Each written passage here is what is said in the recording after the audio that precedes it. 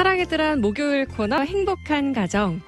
오늘은 우리 자녀들의 건강한 학교 생활을 위해서 한국학교폭력예방연구소의 정재준 소장님을 모셨습니다.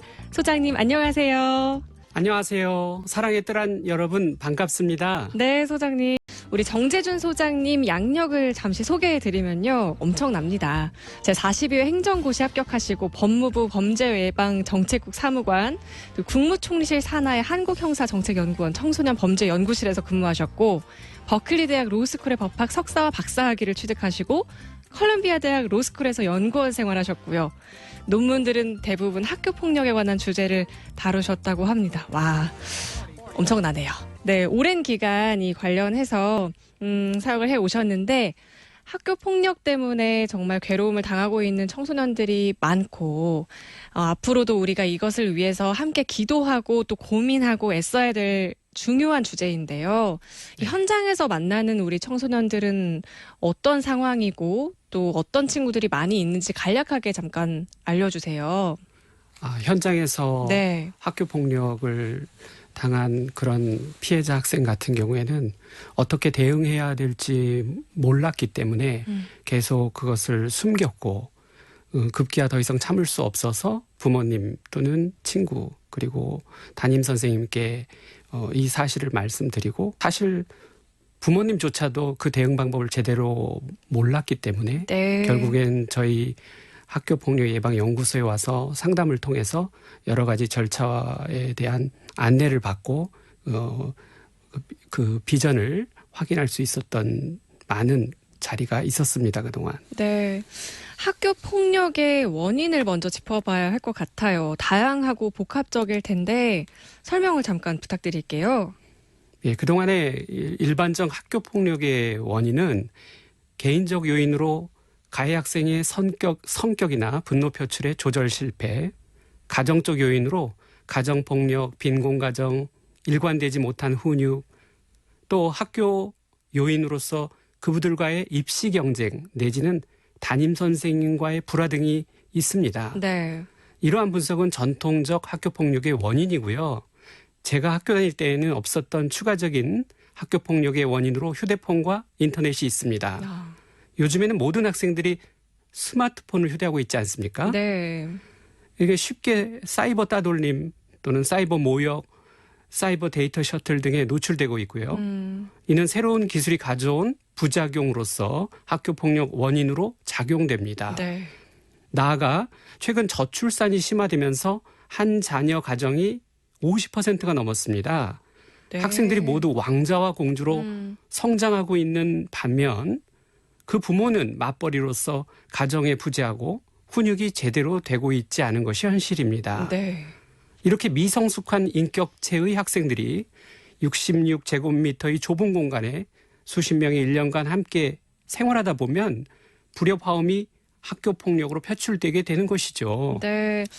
다양한 원인들이 복합적으로 나타나는데요. 아까도 말씀하셨지만 이 자녀가 학교 폭력을 당하고 있는데 숨기는 경우가 많다라고 말씀하셨는데 부모님이 눈치채지 못하고 시간이 많이 흘러서 알게 되면 너무나 마음이 아플 것 같거든요. 어떤 징후들이 보이면 학교 폭력을 의심해 볼 수 있을까요? 마치 불이 날 때 연기가 먼저 피어오르죠. 네. 그런 것처럼 학교폭력의 징후들은 반드시 있습니다. 부모가 너무 바쁘거나 또는 아무 일도 없다는 자녀의 말만 믿고 있으면 낭패를 당하기 일쑤입니다. 먼저 학생의 외형적 징후로 몸의 상처가 있겠습니다. 이 얼굴이나 몸에 멍이 든다든가 네. 안경이 깨져온다든가 옷이 찢어진다든가 이런 것들은 유력한 학교폭력의 징후들입니다. 네. 또는 일기장에 자살이나 폭행이란 단어가 나오고 컴퓨터 히스토리를 확인했을 때 학교폭력, 자퇴란 단어가 검색된 적이 있다면 꼭 학교폭력을 의심해야 합니다. 그렇겠네요. 용돈이 많이 없어지면 네. 그걸 가지고 뭐 데이터를 산다든가 또는 용돈을 상납한다든가 그렇게 하고 친구들한테 빼앗기는 경우가 많이 그럴 있죠. 수 있겠네요. 또 학교폭력의 내용적 징후도 있습니다. 네. 예컨대 엄마 나 학교 가기 싫어 라는 표현은 백발백중 학교폭력의 배경이 됩니다. 이 표현은 대표적인 학교폭력의 징후로서 청소년들이 위험으로부터 회피하려는 기제가 본능적으로 표현된 것이라 할 수 있습니다. 만약 등교 중단이 힘든 사안이라면 보통 학생들은 이렇게 말합니다. 엄마, 나 배 아파 또는 머리가 아파 등 등교를 회피하는 발언들이 나오게 됩니다. 예. 이렇게 학교 폭력이 장기화되고 심화되었을 때는 오히려 이걸 감추려 드는데 이때 나오는 표현으로는 아빠, 나 아무 일도 없어요 라든가 내 휴대폰 절대 만지지 마 등 소지품 접촉에 대한 극도의 혐오 표현이 나타납니다. 참 어려워요. 이 학교 가기 싫어라는 표현에서 뭐 어쩌다 한번 그럴 수도 있는데 만약에 이게 학교 폭력에 노출된 경우에는 이게 좀 잦아진다는 거겠죠? 그렇죠. 네. 뭔가 배가 아파 이것도 진짜 아픈 거랑 그렇죠. 학교 폭력에 노출된 거랑 구분하기가 이제 예. 부모님 입장에서는 어떻게 또 구분을 해야 될까 이것도 좀 어려운 문제일 것 같아요. 막연히 아픈 게 아니라 예. 구체적으로 아프다고 하면 그건 아픈 거죠. 아, 근데 그냥 아파. 그러면 특별히 상한 음식을 먹었거나 식사 주기가 다르지 않은데도 아파. 그러면 그때 그 눈동자를 봐야 됩니다. 아, 눈동자에는 표정이나 아파서 아픈지 뭔가 불안해서 아픈지가 눈동자나 표정에서 나타납니다. 네. 우리 여러 가지 이런 징후들을 보고 또 우리 부모님들이 잘 이거를 또 눈치채주고 또 아이들에게 다가가 줄 수 있었으면 하는 이런 간절한 바람인데요. 만약에 아이가 학교 폭력을 당하는 것을 이제 알게 됐다면 어떤 대응을 먼저 해 나가야 할지가 궁금해요. 머릿속이 이제 먼저 하얘질 것 같거든요. 네, 맞습니다.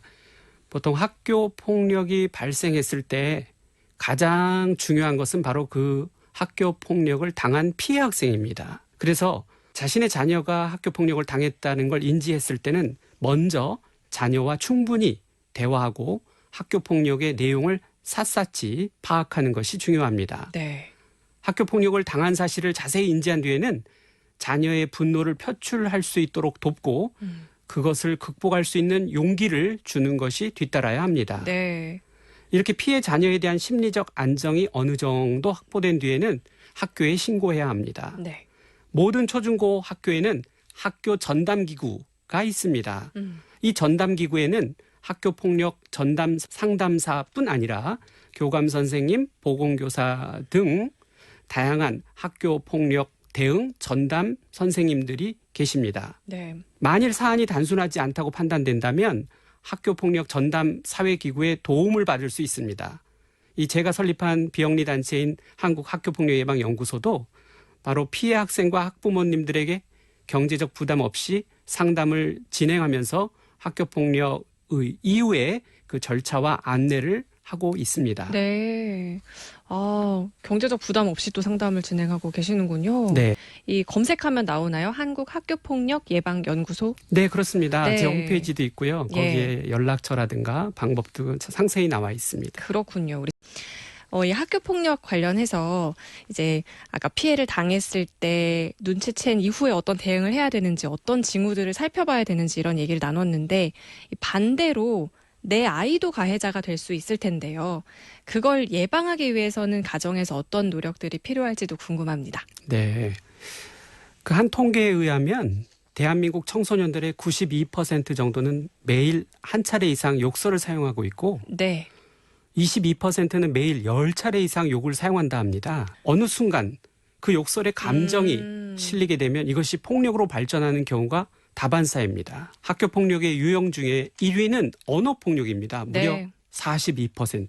어, 그리고 문자로 나타내지는 사이버 모욕과 명예훼손이 9.6%로서 이 두 개 합하면 과반수 이상이 잘못된 언어, 문자 사용에서 비롯되고 있습니다. 예. 따라서 자녀가 올바른 언어 사용과 인터넷 에티켓을 지킬 수만 있다면 대한민국 학교 폭력의 반을 줄일 수 있습니다. 그렇군요. 이게 별거 아니다라고 생각할 게 절대 아니었군요. 네. 예. 그런데 이런 청소년들의 욕설과 비호 사용은 사실 그 부모로부터 학습됩니다. 네. 따라서 우리 어른들이, 부모들이 올바른 언어 사용을 먼저 사용하는 것이 중요하다 생각합니다. 네. 또 이런 것도 있어요. 가해자도 피해자도 아니지만 목격자인 학생들의 퍼센테이지는 굉장히 많잖아요. 그런 경우가 애매할 수도 있는데 친구가 괴롭히거나 괴롭힘을 당하는 것을 보게 됐다면 보통은 아무것도 안 한다라는 사람들도 더 많을 텐데 어떤 행동을 취하는 것이 바람직할지에 대해서도 우리가 먼저 알려준다면 좀 그 상황을 만났을 때 도움이 될 수도 있을 것 같아요. 네.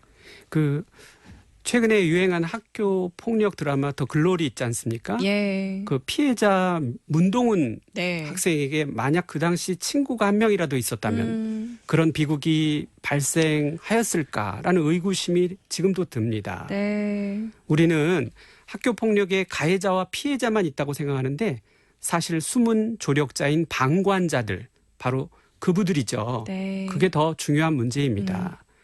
그부들이 무관심하거나 그 피해자 친구들은 당해도 싸라는 식의 생각을 하게 되면 학교 폭력이 발생하게 되는 겁니다. 네. 따라서 친구들도 더 이상 방관자가 아닌 방어자가 되어야 할 것입니다. 예. 학교 폭력이 일어나는 초기에 이를 제지하는 학급 분위기를 만들어야 됩니다. 네네. 이를 위해선 학급마다 학교 폭력 예방 수호천사 조직을 만들 뿐만 아니라 격주마다 학급 회의 시간에 수호천사의 학교폭력 예방 활동과 그부들의 방어자 역할에 대해 토론하는 것이 학교폭력 예방에 아주 많은 도움이 되리라 생각합니다.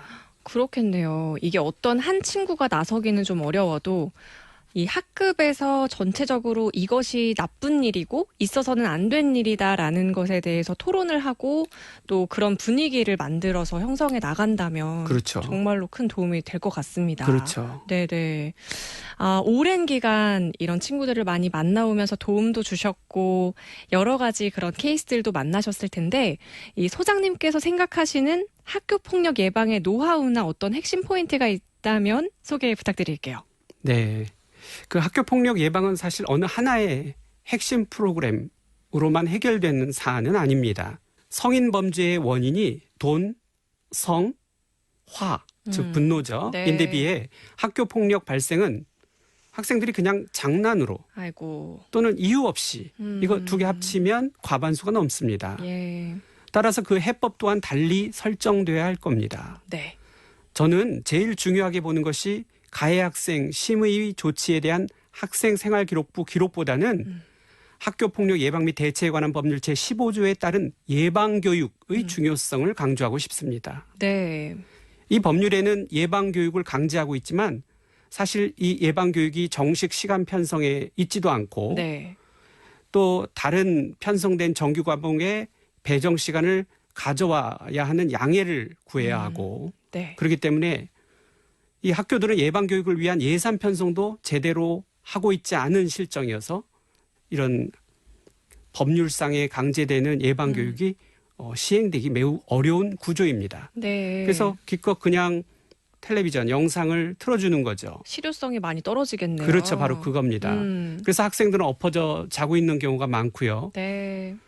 그래서 예방교육을 위한 학교폭력 전문 강사진을 육성하고 학교폭력 예방교육을 한 학기 한 번이 아닌 매달 1회씩 1시간이라도 편성해 주는 것이 중요할 듯합니다. 네. 사실 개인적으로 학교폭력의 노하우를 10여 개 이상 가지고 있습니다. 네. 여기서 근데 그 하나하나를 말씀드리는 것이 여러 가지 또 구체적인 또 디테일한 사항을 설명드려야 되고 또 질문이 네. 있을 수 있고 그렇기 때문에 제가 여기서는 다 말씀드리기 좀 곤란하긴 한데요. 다음에 또 모셔야겠네요. 제가 현재 국가교육위원회 전인교육 네. 특별위원이거든요. 예. 여기서 학교폭력 예방을 위한 정책 설계에 참여하고 있는데요. 네. 제가 가지고 있는 이 노하우들이 거기에 녹아 들어갈 수 있도록 최선을 다하겠습니다. 네. 소장님께서 그런 정책 설계에 참여하고 계셔서 얼마나 든든한지 모르겠습니다. 앞으로도 많은 활동을 하실 텐데 앞으로 어떤 비전을 가지고 계신지 나눠주시면 함께 응원하고 싶습니다. 네. 청소년 범죄와 학교 폭력에 대한 제 23년간의 경험에 비춰보면 학교 폭력은 그 근본적 원인이 교만에서 시작됐다 볼 수 있습니다. 네. 자녀를 만사에 감사하고 겸손하도록 양육하는 것이 중요합니다. 대한민국의 미래인 우리 청소년들을 훌륭하고 능력 있는 성인으로 성장시키는 것을 교육자인 저도 지지합니다. 네. 그렇지만 성적이 그리 높지 않아도 또 있는 집의 자식은 아니어도 겸손해서 그래서 친구도 많은 그런 청소년들이 행복한 학교 생활을 영위했으면 하는 바람입니다. 네. 그래서 상처받지 않고 평범한 성인으로 성장하였으면 하는 것이 제 바람입니다. 네. 이를 위해서 저도 제 자리에서 최선을 다할 것입니다. 네. 나중에 시간이 허락해 주신다면 그 노하우 10가지 너무 궁금해지는데 나중에도 한번 기회를 허락해 주시면 또 모시도록 하겠습니다. 그리고 또 도움이 필요하신 분들은 한국학교폭력예방연구소를 검색하셔서 도움을 받으실 수 있다고 하니까요. 참고해 주셨으면 좋겠습니다. 학교폭력예방연구소 정재준 소장님과 이야기 나눠봤습니다. 고맙습니다. 네, 감사합니다.